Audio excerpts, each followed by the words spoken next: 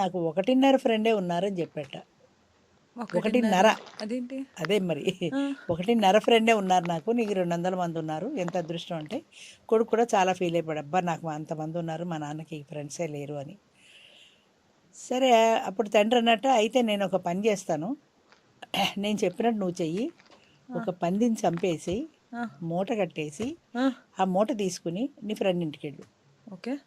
Friend ఇంటికి వెళ్ళి, నేను ఒక మనిషిని హత్య చేశాను, ఆ, ఇదిగో మూటలో పట్టుకొచ్చాను, ఉమ్, తిరుగుతున్నాను, పోలీసులు నా వెంట పడుతున్నారు, నాకు ఆశ్రయం ఇయ్యి అని అడుగు నీ ఫ్రెండ్ అని అన్నాడు.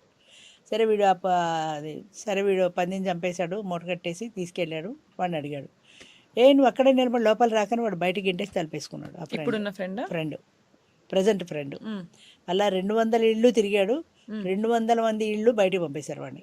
ఒక్క ఫ్రెండ్ కూడా వాడిని ఆదుకోలేదు, ఆ 200 మంది ఫ్రెండ్స్. ఫ్రెండ్స్. అప్పుడు తండ్రినట, నా 1.5 ఫ్రెండ్లో ఆ అర ఫ్రెండ్ ఇంటికి వెళ్ళు, నేను అడ్రస్ ఇస్తాను, పలానా ఆయన కొడుకునే అని చెప్పు అన్నాడు. సరే వీడు అర ఫ్రెండ్ ఇంటికి వెళ్ళి, నేను పలానా ఆయన కొడుకునంటే, ఓ నువ్వు నా ఫ్రెండ్ కొడుకువా, రా రా రా కూర్చో అన్నాడు ఆయన. సరే కూర్చున్న తర్వాత వీడికి కథ ఏదో చెప్పాడు, నేను ఇలా మనిషిని చంపేశాను, ఒక అమ్మాయిని ప్రేమించాను, అమ్మాయి బిడ్డని ప్రసవించింది, ఆ బిడ్డని నేను చంపేశాను, పోలీసులు నా వెంట పడుతున్నారు అని.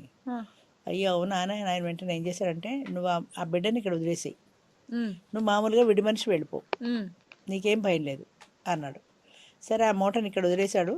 వాడు ఫ్రీ అయిపోయాడు కదా మూట వదిలేయడంతో, వాడు వెళ్ళిపోయాడు.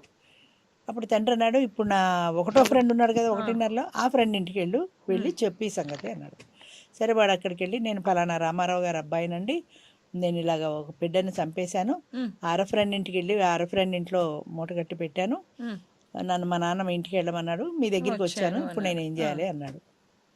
అవునా, నువ్వు ముందు రా, కూర్చో, భోంచెయ్యి, నీకేం భయం లేదు, నువ్వు భోంచెయ్యి, నేనున్నాను, నాది హామీ అన్నాడు.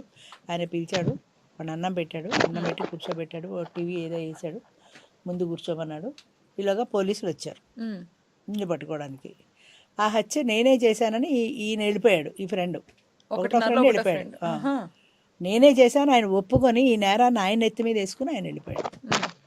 అప్పుడు వీడు అనుకున్నాడు, 200 మంది ఫ్రెండ్స్ ఉన్నారు నాకు, ఒక్కడంటే ఒక్కడు నాకు ఆశ్రయం ఇవ్వలేదు, మా నాన్న ఫ్రెండ్ చెయ్యని నేరాన్ని కూడా ఆయన నెత్తి మీద వేసుకుని ఇలా చేశాడు అని. సో 1.5 ఫ్రెండ్ ఎక్కువ, 200 ఎక్కువ అంటే ఎందుకు పనికిరాని.